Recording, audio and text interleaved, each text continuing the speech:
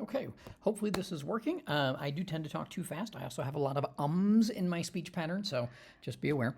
I am using a MacBook for the very first time. My wife got this for me, and so I am trying to make the best of it. So the Orientation and Mobility Inventory is something that I developed, and it is in use in America. I want to say one of the Carolina universities did some study and said something like 28 or 30% of American O&Ms are using the inventory, and I think you'll see why. There's one really big reason. So the who, when, where. I did it spring of 2011 and largely over spring break, which would be around March-ish or so of that year. Did it at my house. The what. The inventory is a computer-based compendium of the skills that comprise orientation mobility. It's not every skill. It is a tool with which O&Ms can measure student progress, plan lesson, record progress, and dispatch paperwork. We have IEP goals in the United States. That's individualized education programming. You guys may have something very different. I wouldn't be surprised, though, if you have to have some kind of a goal and then, some kind of progress based on that goal, and the inventory can help you out with that. Why? Oh, wait, oops, sorry. I seem to have overshot. There we go. Why? The inventory has breadth and depth while being quick and easy to use. Like I mentioned, not everything is in the orientation mobility inventory. A standard one I tend to point out is touch and glide is really not a cane technique that I teach. Down here in New Mexico, it's just not really relevant. The inventory is not pass-fail. I came from using the TAPS, which is the Texas appropriate skills or something like that, age appropriate skills. Basically, you just use a tally mark and say that, okay, yeah, the kid has the skill. And in some cases, that can be kind of daunting. I remember there was one skill that you just put a little tally mark to make a plus sign. And it said the student can cross at, I want to say, Y intersections, roundabouts, and something else. But I mean, that was it. And so you were saying the kid could cross at all those types of intersections, all those weather conditions, all those types of controls at all of those types of intersections with one little tally mark, which seemed, a lot of a liability for just one little tally mark. Inventory can show regression. That's something that you can't do with most other tools. It's a rating of 0 to 5, and you may have a kid who has 4s on certain skills, and then you decide, okay, well, that kid's not really there anymore. It's more like 3s, so you can move the kid back as needed. That really came up during the whole Rona thing when we got shut down here in New Mexico for nearly a year, and I mean, I watched my kids' skills just flat deteriorate. Inventory shows progress across the continuum of skills instead of only showing progress with discrete skills. In the United States, most O&Ms write goals like little Billy will go up and down the stairs using the ABCD cane technique, or we'll cross at a certain type of intersections 3 out of 4 times. Don't ask what happens that 4th time. It's something very narrow. And with the inventory, you can see the entire thing. And that comes into play when you have parents who have questions like, well, where is my kid in mobility? Yes, I understand he's doing well with whatever that goal is, but where is he overall?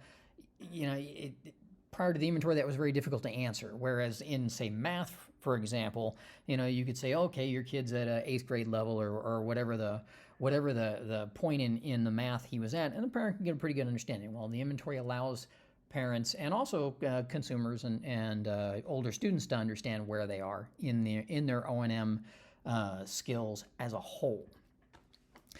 Goals. They can be discrete, like the going up and down stairs or crossing the street, cover a skill area. And so you could just be looking at using a 3-point touch cane technique, for example. It can be an entire domain. It could be like all the street crossing stuff, for example, or all of the skills, and it's quantifiable no matter which way you're going. The inventory allows data to be drawn from skill areas, domains, or all O&M skills. And that can be really important, particularly if in America, as a school-based orientation mobility specialist, I'm responsible for teaching kids all of these skills. But we have people who work as contractors or with state agencies, and they may be given a task of, go and teach this person how to get from their house to that job using that bus. That's all we want them to learn. We don't need them to learn rural travel or whatever else. And so you can just choose the parts that you need to work on. We have 12 assessment periods. I'll frequently speak of quarters because in America that's what we've got, except unless you're in Texas, then you have six weeks instead of 4 9-week quarters, about 36 weeks of school during the year. And so the 12 assessment periods can be what you need them to be. It could be annually, it could be semi-annually, it could be quarterly like it is here in New Mexico. You could do 12 individual lessons, where you were just looking at, for example, that little thing earlier about if you're working at a state agency and you're teaching somebody how to use the bus to get from, home to work and back to home, and that's all you're doing. Well, you could actually have 12 sessions and then use the inventory on each of those.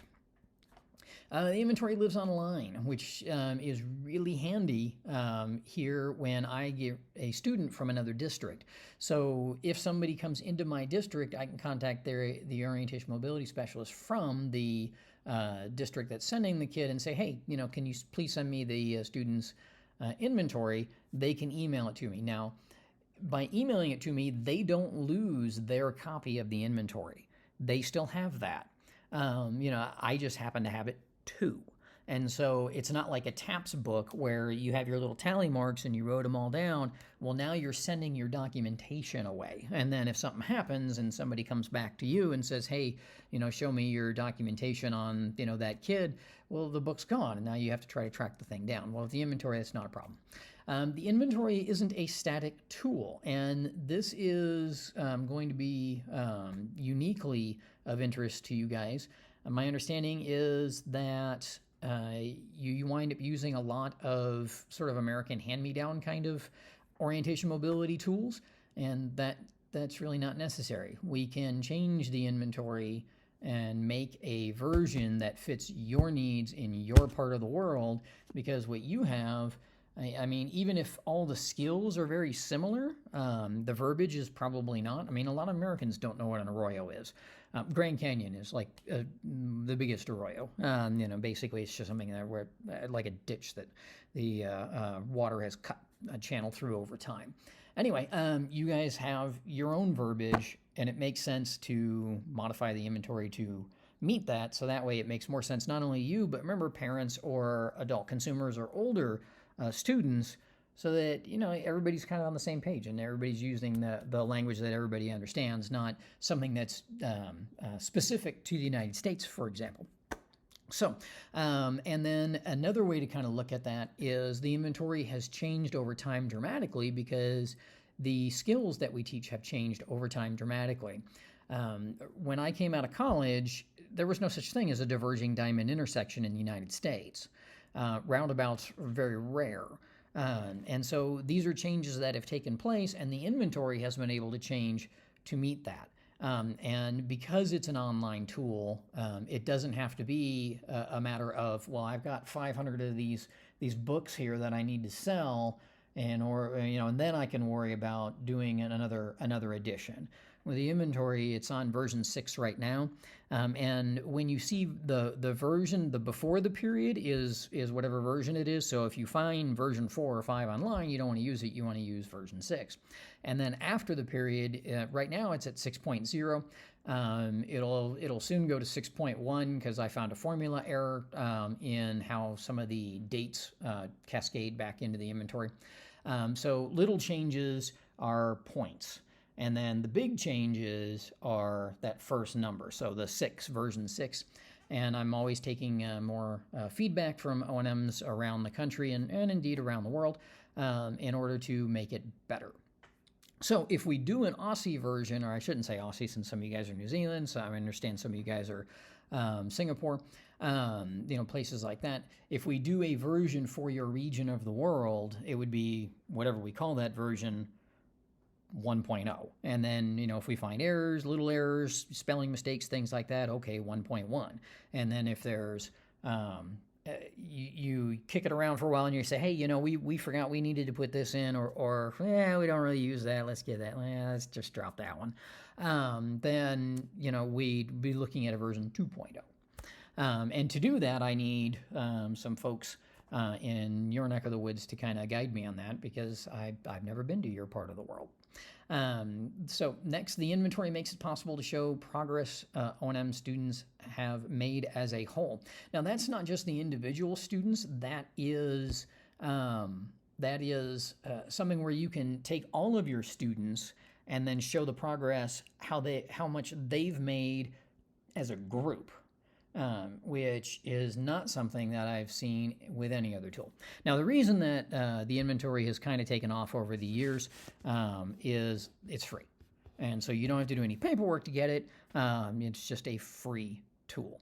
And that is probably the reason more than anything else as to why a lot of people use it. And, I like the tool, but I'm obviously biased as I created it. But it being free makes it an easier sell. So the how, most efficient way is to just play with the inventory. And I mentioned here on this screen the Minventory, designed for multiply impaired. It is badly in need of an overhaul. It's on like version 2.2 or something like that. And so I definitely need to do a 3.0, but I got sidetracked when I did the Winventory for wheelchairs. So we have the multiply impaired, we have the standard inventory, the multiply impaired inventory, and then we have the wheelchair inventory, which I did with a couple of guys, one in Canada and one in Louisiana, which is why I have confidence we could put together one for your neck of the woods, just because of how that process played out. And then there's another version, Birth to 6 inventory. I did the nerdy stuff on it. I did not do any of the skills in there because I just don't really have that population or expertise with that population. So anyway, that one is for young children. So the Minventory, as soon as I get the third version done, the Winventory, and then the inventory are all things that can change over time. So now I have to figure out how to get out of here, and then I will be back in a second. A Excel chart, and what I'm showing is some information about two groups of students that I had. I have 18 students, and then I have a second group of, let me move it down a little bit, 19 students. And there are little yellow stripes at the bottom of each section, and that's essentially just taking all the kids and just kind of aggregating them. So this is the progress that my students made over a certain amount of time, and I had a total of 35. So we've got 18 and then we've got 17. And we have students with vision and students without vision. And one of the things that I understand is that sometimes you guys may be having some discussions about justification for how much time you see students, how much time they need, that sort of thing. This came up in my school when we had an administrative change, and I had been told that I needed to spend less time with some of the students that I see who don't have vision. And I work at a residential school for the blind, so we tend to provide a lot more service than students get in public schools. I had some kids I was seeing for 250 minutes a week, 5 times 50 minutes a week. And then I've had, most of my students are somewhere between 100, or most of them are about 100 minutes. And kids without vision, 150, sometimes 200, just depends on the student. And I was kind of challenged on that as far as, hey, why are you seeing these kids so much? We don't think you should be spending that much time with them. And I was able to pull out this chart, and all of a sudden, the light kind of went on in my admin's head. So here we have kids coming in. We had various points on an initial score in the inventory here on column B, and we have there's one here at 31. That looks to be about the lowest. And we had one kiddo who was far enough along in their O&M that they scored pretty highly, 83.4. Anyway, so you take all those 18 kids, and what you get an average of entering at 49.7 as far as their initial inventory score. Then I looked at what was their final inventory score, and the final inventory score for my students without vision was just under 72%. They had growth of about 22%, a little bit over, or roughly 50% increase.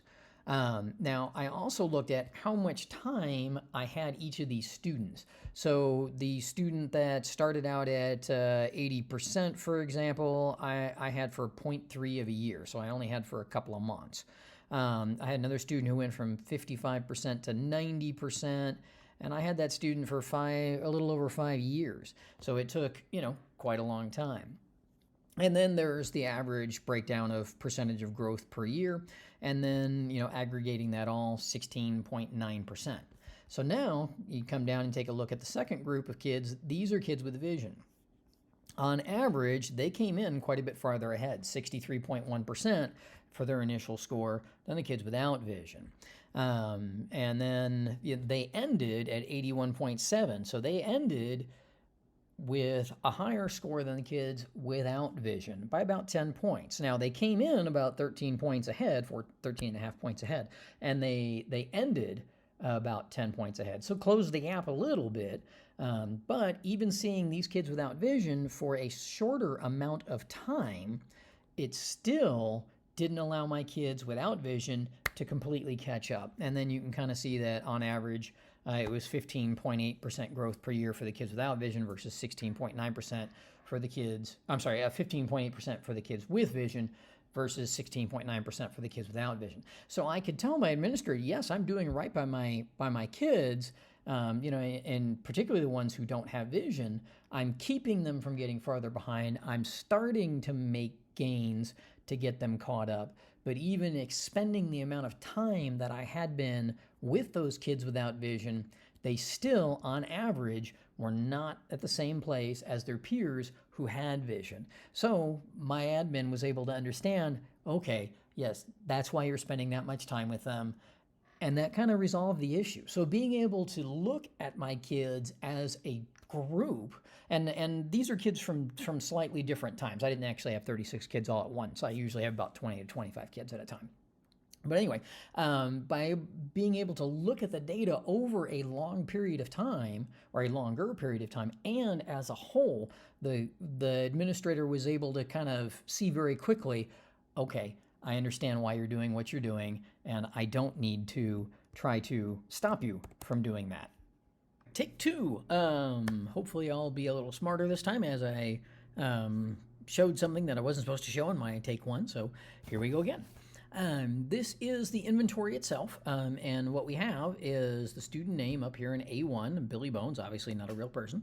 You just type whatever your student's name is. The inventory, by the way, if you want to find it and then play along, NMS BVI, New Mexico School for the Blind and Visually Impaired.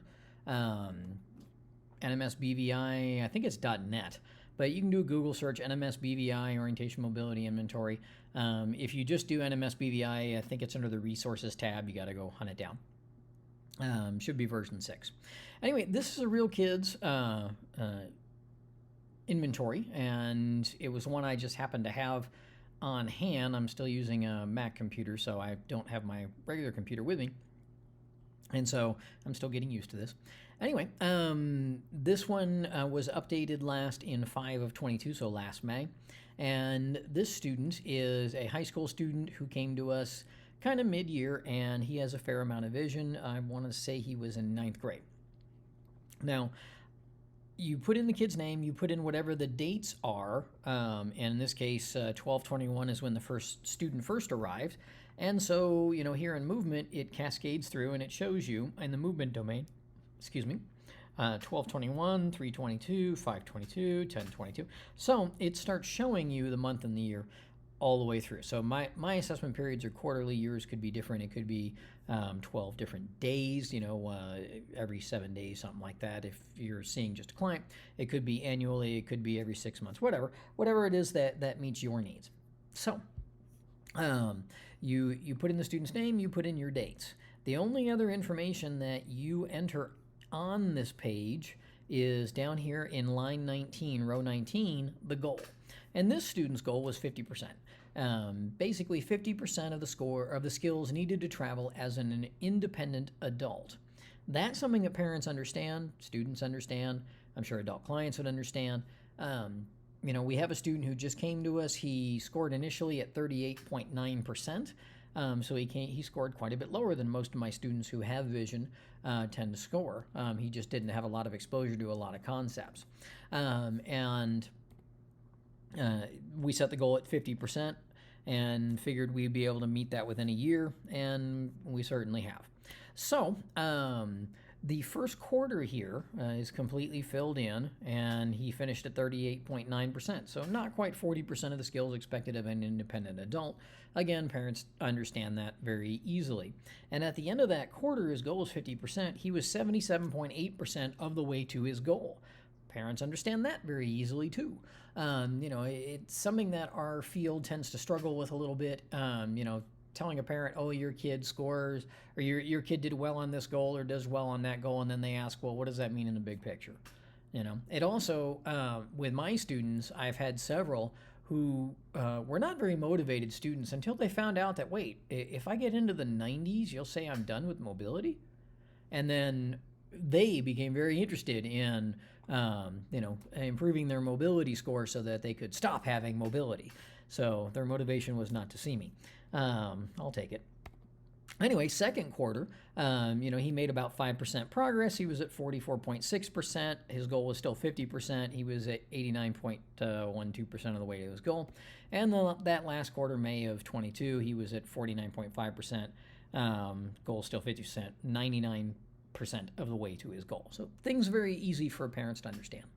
Now, other things we have on here we don't get to mess with, like, for example, the 77.8, if I try to type anything, it'll tell me no.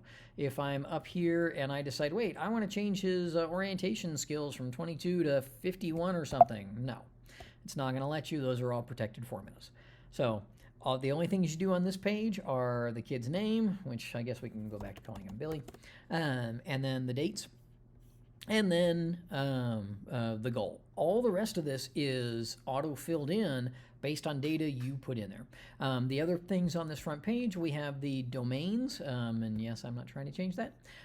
Concepts, movement, single room, indoor, self-protection, guided travel, cane skills, sidewalk travel, street crossings, orientation skills, GPS, public transportation, atypical O&M, rural, vision specific, and community.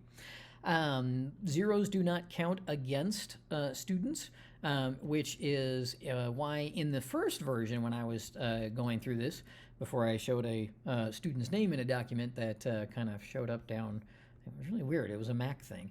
It was this downloads thing, and it showed up down there. Anyway, I had filled in just a little bit of information, and it made that score 87.3%. It made that 71%, which is why the total score is nearly 80%, because these are the only two things being counted. So it's factoring out all the zeros. So zeros don't count against people. So then we also have one other thing here. We have R1, R2. All that are the report tabs. So if I move this little guy down here at the bottom, using the little arrows down here, you can do it different ways, and we'll talk about that here in a second. Like here's report 1, it goes with this column. Report 2, R2, goes with this column. I did that because I'd kind of lose track, and I'd have to count, to figure out, okay, which column am I in again, and I'm too lazy for that. So anyway, the way to move around, you can use the arrows just like I have here on this little Mac book.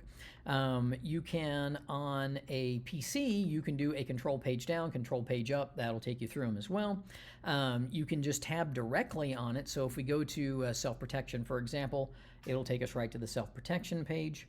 And let me show you something else. Let's say we're filling out some data down here for some reason. I'll just throw in some numbers. And that number in the gray doesn't do anything. Oh, see, I tried to do more than 5. 0 to 5 is all you're allowed, so it said no. And the reason for that is I would do things like put in like 55, because I'd be like typing really quickly. Yeah, anyway, so now we have this data here, but this is where the page is. So if I go back to the front page, and I want to go to the self-protection again, you can see the score transferred way out here, because that's the column it belongs in. If I go back to self-protection, it takes me right back there, and then let's say I was going to start typing and put in more stuff over here, I would already be where I need to be. However, if I use the hyperlink and go self-protection, it takes me to A1. So now I got to go down and find where I need to be and get over there, and it just takes a little bit more time. So I don't use the hyperlinks myself, but they are there if you want to use them. They just always take you up to A1. So that's pretty much the front page. If you print the front page, or if you hit print, it's only going to print this front page. And that's really useful when it comes to sending progress reports home. I just print this out. It's not going to print the whole book unless you tell it to print the whole workbook. Don't tell it to print the whole workbook. It's like 170 pages. There's no reason to print it at all. So just only print the front page. Where the numbers come from. We kind of just saw that a little bit. We'll go back to that self-protection page, just because it has a very small number of skills. And so for our student here, upper hand protective technique, lower hand protective clothing, you can kind of see that he's not worried about upper hand protective technique. And the reason he's not worried about it is this kid has a fair degree of vision. He's also not going to lose his vision based on his visual condition. So normally what I would do is I would just copy and then I would move it over. However, I think if I do a Control-C, it does something weird. No, it did work. Let's see. See if it'll go. Oh my God, it does work. All right, so I can do the same thing here. Sorry, I just got this MacBook thing. Anyway, so all you do is just copy it, move it over, and now make whatever changes are needed. And normally it wouldn't be this huge, so you'd be able to see the entire thing, but I had to make it bigger so that way it would show up hopefully on screen. So we have these two things here, and let's say that, oh yeah, now he's dressing for the weather most of the time. You can call that a 3. And does he wear sunglasses? Let's say he's really good with that now, and you rarely have to remind him. And wearing reflective clothing at night, you've talked about it, but it's still something where you're having to do a whole lot of prompting. Maybe we call that a 2.5. So yes, you can do different permutations of it. See, 2.1, whatever you want to do. A 2, by the way, translates as a 40%, a 3 translates as a 60, a 4 translates as an 80, and a 5 translates as 100. Oh, and a 1 is 20%. 0% does not affect the score, so he has zeros up here because he doesn't need those skills. They don't hurt his score at all. So, and those will kick over to that front page, self-protection, there you go, 70.5%. And when we look at that, these scores all average together and they came out at 3.525, and that is 70.5%. And it just moves all that information for you. You don't have to worry about it. All you have to do is rate the skills. The mechanics of the inventory are pretty simple, and in case you forget what each rating means, there we go. The 0, student not capable or doesn't need it. So you may have somebody like the vision specific domain, for example. If you have somebody with no vision, they're not capable. It's just going to be all zeros. If this kid doesn't need the upper lower hand protective technique, they're zeros. The ones are, and indeed we will see a bunch of those if we go to like street crossings, for example. Ones mean the kid hasn't even been exposed to it yet, but the kid can learn it. So here we are at significantly offset intersections. I've never taken the kid to one, and so he hasn't had a chance to work on it to demonstrate those skills. And so those are ones. Now, you can move from a 1 to a 2. We go to the offset intersection. We've at least exposed him to it, but he hasn't had a chance to really work and show that he's got any independence with it. And then 3, he's still needing a fair number of prompts. 4, he's needing hardly any prompts. And 5, the kid just goes and he just has the skill. He doesn't need you to tell him how to do whatever it is that he needs to do at that particular intersection. So we want to get the kids as close to 100% of the skills they need to travel as possible. The inventory does not include every skill. I think I mentioned before, cane skills, for example, we do not have touch and glide in here. Now there may be cane skills in here or cane skills in here that you guys don't use that you say, okay, well, we could replace that with these other cane skills. Or there may be some additional cane skills you guys do use that you're like, hey, we really need that in there. Maybe you really need touch and glide. And then we go through different types of grips: constant contact, diagonal, 2-point, touch and drag, and 3-point. And so when we're going through this, essentially you have the cane skills domain, which is all the cane skill stuff. And then you have an area, in this case, 3-point touch. And then you have the discrete skills, keeping the cane in front of the body at all times. Now, this student is rated 0 on all of these. He would be perfectly capable of keeping his cane in front of him for 3-point touch, but he's never going to use it because this kid can just look over and see that, yeah, there's a sidewalk there now, and now I can get on the sidewalk. Same thing with touch and drag. He doesn't have to worry about an intersecting sidewalk. He can just look at it. At the same time, though, this is a student who, when we do street crossings and things like that, he's convinced that he doesn't need to use a cane at all. But, when you're actually walking and there's a driveway curb cut, he can lose his balance because he can't see it. So, and then I had already introduced some scores in the first version I was doing on this. Anyway, the scores all come up to the front page, and it all populates for you. The ones tend to call your attention to things, like with that street crossing piece. You're going through this, and you see all these ones, and it's like, oh yeah, we really didn't get to that offset intersection. We really need to do that. Here's 3/4 of time that we haven't had an opportunity to do that. I live in kind of a small town in southern New Mexico. We don't have a lot of things, so I have to go find, like roundabouts, for example. I have to go find him in his own house or his own area up there in Albuquerque, which is a city of about 1 million. The only, looking at newly developed intersections, diverging diamonds, we only have one in the state, and it's the only one I've seen that actually has a tunnel, so pedestrians don't even have to go through it. So that's not helpful for my purposes. But anyway, so there are other things that are ones. It calls your attention to it. When you're just scrolling through the inventory, and it can kind of help prioritize some things.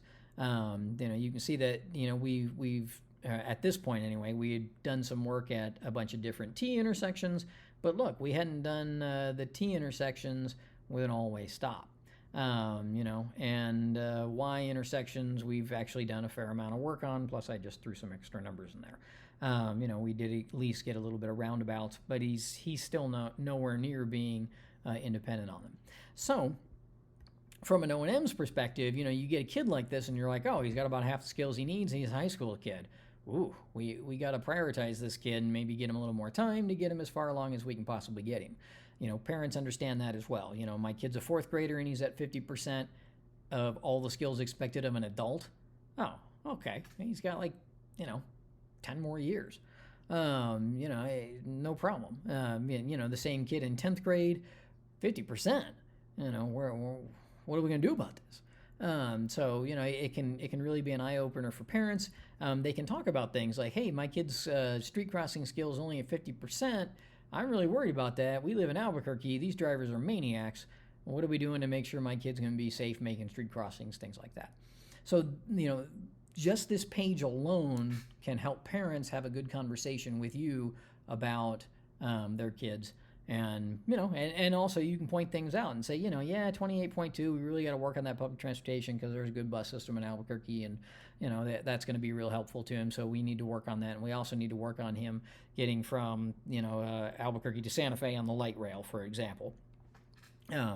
So you can have these conversations in a way that you can't really have when you're just looking at a TAPS manual, and a bunch of little tally marks. So the mechanics of it are fairly simple. Now, where you get the information, there are different ways to do it, or not for where, but how you choose to update the inventory. I generally just update the inventory at the end of my assessment period, which is the end of a quarter, 9 weeks. And at the end of that 9 weeks, I sit down and I go through their session notes. And let's see if I'm clever enough to make this work. I go through my session notes, and he is, I think, this one. Yeah, I called him Peter on my session notes. I never had a student named Peter either. Anyway, so what I would do is I would look at whatever the session notes was. Here's Peter walking with a group of students to the movie theater. Had to deal with a right turning intersection with the light, blah, blah, blah.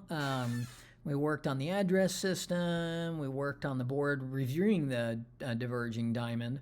So he hasn't been to one in person, but at least he saw it on the board. Went to Walgreens. So, whatever it was we worked on, let's say we went to Walgreens and he had to go in and find stuff, did some shopping, whatever.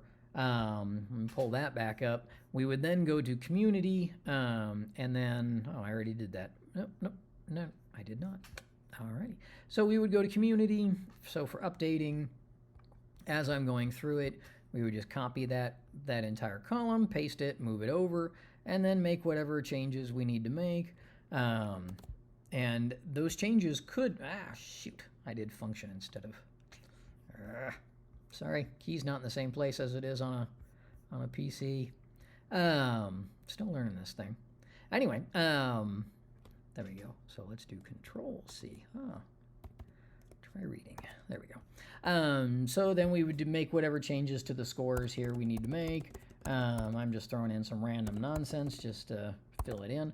But let's say fast food restaurants, the kid was at 4s and he was doing well, but now you go into a different fast food place and the kid's kind of struggling and he needs some prompting. He needs a little bit of assistance maybe to find the back of the line. Maybe you decide to call that a 3.5. Maybe he's not moving up when appropriate.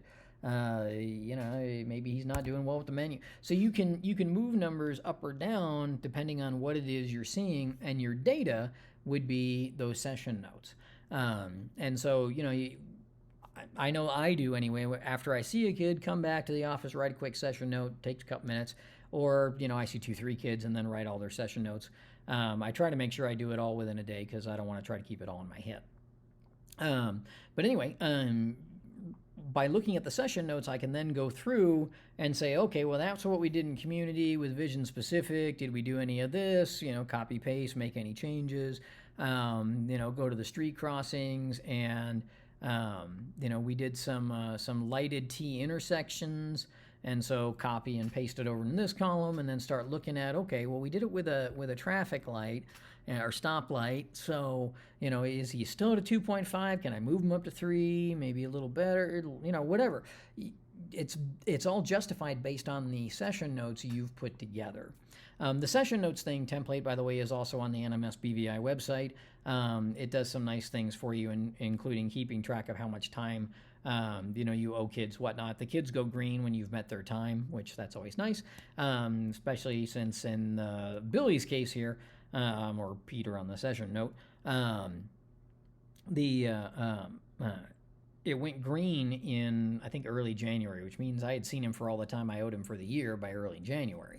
So, it doesn't mean I stopped seeing the kid. It's just that it's always nice knowing that, hey, if I'm out because I'm sick, if I'm out for whatever, or I miss him for whatever reason, it's not the end of the world if I don't make it up because I've already kind of banked time for him. I'm still going to try to see him every week, but, sometimes that doesn't necessarily happen, depending on other obligations. So anyway, you fill out all of these, it'll kick you out a score down at the bottom, and then it will relate it to the goal of whatever you've chosen, and then that progress to that goal. In this case, about 140%, because remember, these zeros here are not counting against him. So the mechanics of updating it are pretty simple as well. Now, something to take a look at is the report writing feature. Now, the report writing feature is set for the states. So we'll look at R3 because that's here, this last column we actually have. So if my administrator walks in and says, hey, we got a meeting in like 15 minutes and we need to report on Billy. Okay, I can do that. Now granted, it may not be the prettiest thing in the world, but all I have to do is copy and paste. And I don't have Word open at the moment, although I think I can get there. But so all I do is copy all this stuff here, and this is just the data from the front page that is, dang it, I did it again. There we go. This is just the data from that front page. So it's essentially looking at all of the information that you have entered that then got compiled to this page, and then it's putting it into text form. And I mean, that really is all it's doing. Let me see if I can do this. Let me see if I'm smart enough. I shouldn't have said anything, obviously. Oh no. Yeah, learning on the fly. We'll see if Word will open. There it goes. Stop bouncing it open. Yes, start using Word. Yes. Open document. When you paste, if you just do a Control V, it's not going to go well. And the reason I say that is, you have to get rid of all the extra little commas that show up, and I can't make the commas go away. Sorry, that's just the way the formulas all have to work. So you do have to go in and like clean up commas. And so for, this particular thing, like right here where it says Billy had room, I can't back this up because I just did a control. I'm sorry, I just did a paste. I just did a standard paste.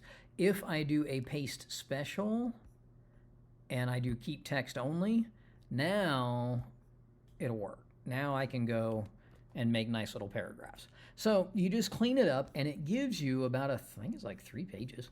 It gives you a 3-page report. And it goes through each of the areas, and all it's doing, let me see if I can make this a little bigger so it's actually something that people can read. So here we are with sidewalk travel, did well with the skills that made up the areas of, get rid of you. Anything that's over 80%, it will say is doing well with. Anything between 20.1% and 79.9%, it'll say needs improvement. 20%, it'll say what do you call it? Hasn't had the opportunity. So Billy didn't need skills in the area of, and we'll just get rid of the extra commas, correcting for reviewers on sidewalks. So made it a little paragraph there. The score is there. If you want to make it pretty, you can, make it bold. So you can do what you need to do. But if worse came to worse and your boss is like, I need a report like right now, okay, print it off. There you go. It's going to have all these little extra of commas and stuff. Okay, nobody reads it anyway. That was the epiphany I had that led me to really develop the report writing aspect of the inventory. Nobody reads these things. Nobody cares. It's kind of sad. So I stopped spending like long periods of time trying to wordsmith and such. So now we have some American IEP paperwork stuff. That's that individualized education plan. We have to have meetings on kids every year, blah, blah, blah. Yours may be totally different. So we could change these to be whatever you need them to be. We can change the language of the goal to whatever you need it to be.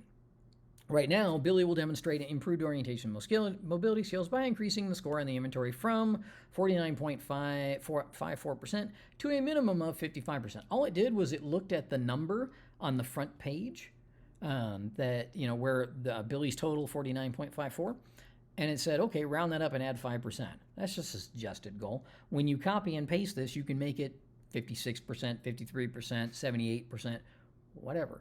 You can do it however you want to. Progress report, please see the attached chart. My parents tell me that my progress reports are far more informative than anybody else's. That's across years and across disciplines. And all I do is hit Control C and then Control V. And then, and actually I don't even think I have to do any elimination of commas or anything on this. So it says, please see the attached chart. Over the previous grading period, Billy increased from about 45 to about 50, and he's now 99% of the goal to 50. Billy made gains in the domains of, and all it's doing is looking at that front page again, and it's saying, okay, is the score higher than it was in the previous quarter? And if so, or a previous assessment period. And if so, it's just counting that. So 48 to 50, yep, count it. 96 to 96, nope, doesn't mention it. That's why, by the way, there was that extra comma, because the comma is for the word movement rather, that's not there because it didn't go up. So that's why you have to get rid of the extra commas. Sorry. Then there's a bunch of stuff on here. And by the way, none of this is actually here. You can kind of see up there on the top. The only things you ever copy are over here, the little white stuff. That's it. And there's some snarky stuff up here about how, don't copy the whole thing. Just copy the column A. Because, yeah. The stuff in yellow here is just saying don't copy the grayscales because there's nothing in the grayscales. There's just nothing there. And even here where it says movement, it really isn't the word movement. It's this formula here, which it all relates to stuff down here below the black. And that's just nerdy Excel stuff. Don't worry about it. It all works behind the scenes. If we find any formulas, any things like that that aren't working, then we make that update. And then, we would have, the Aussie Asian inventory 1.0, and then maybe we find a mistake in there, spelling mistake, formula mistake, things like that, and we'd have a 1.1. Or maybe you guys come back and say, yeah, we need to get rid of this, we need to add that, kind of bigger areas, substantive changes, then we'd have 2.0. And then if there were any mistakes in there, then 2.1. So anyway, that's just kind of how that works. So anyway, this is a bunch of junk down here you don't need to worry about. It even says don't worry about this. It's just fills in automatically. So anyway, though, that front page and that little statement from, I'll see if I can copy it and paste it. I don't know if my Word's still open or not. But at least this you can just kind of copy and paste. Dang it, unless you do function key. That's going to take me a while. All right. So, yeah, there we go. That'll work. We'll go all the way down to the bottom just to get out of all of this. There we go. Control V, not function V. So, here's the kids' progress report. Please see the attached chart over the previous increase, blah, blah, blah, blah, blah. On the way, Billy made gains, and so all I have to do to make it look nice and pretty is get rid of any extra commas, put in a word and, put in a period, and then I'm done. I really do need to get a mouse for this thing. And community. So if that works for you, that's easy enough for us to keep. If you need it to be different, we can look at making it different to meet your guys' needs, because that's the whole point. I mean, the whole point is to use a tool that's going to give you all the information that you need to have and also work for you. So that way you're not having to do creative writing. I mean, you do creative writing with your session notes, or I do anyway, keeping track of what you did and, all that. And then if somebody ever comes back and says, oh, you didn't teach me how to do, I don't know, whatever that was. I played in one other little area over here I added some stuff. Oh, Y intersections. So you didn't really teach me Y intersections. Well, I can see where the kid's big jump in street crossings was. I can go back and look at the session notes for this quarter, find the Y intersections, and then say, no, we taught you Y intersections, and, whether it was a light, whether it was an all-way stop, or one arm stopped, or whatever. We can then kind of dive into that. So I can find my documentation fairly quickly.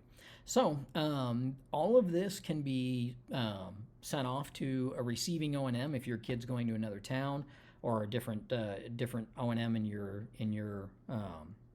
school or your organization. It can be sent to the parent. It can be sent to the kid. I don't know if your social services kind of thing would need it. I know that for kids to qualify for some programs here in the United States, they have to have documentation of disabilities, things like that. And, the report is probably more of what is going to be needed than this as a spreadsheet. But all of this documentation can be helpful for people here in the United States as they move from education into adulthood. If you guys have something similar, then, if that helps you, then, all the better. So that's a quick tour around the inventory. The best way to get to know it is to use it. Just kind of open it up, think of a kid you know pretty well, start filling it in. It takes me about 15-20 minutes to update an inventory, and so I go through my entire caseload. It takes a couple hours, probably about 4 thereabouts, once a quarter. So once every 9 weeks. If I filled it in kind of like we've been filling it in here, where say we did a couple of days working on self-protection, and I went in and I filled in that area with those skills, and then we did cane skills, and I went and filled that in, and then we did the street crossings, and say everything in that column in street crossings had been filled in. I don't have to do those at the end of the quarter then, because they're already done. So, you can do it that way, or you can do what I do, which is more of just do it all at once, looking at the session notes, and then just plugging in the information. But anyway, it's just a way of being able to get that big picture. And it's something that parents have appreciated, students have appreciated.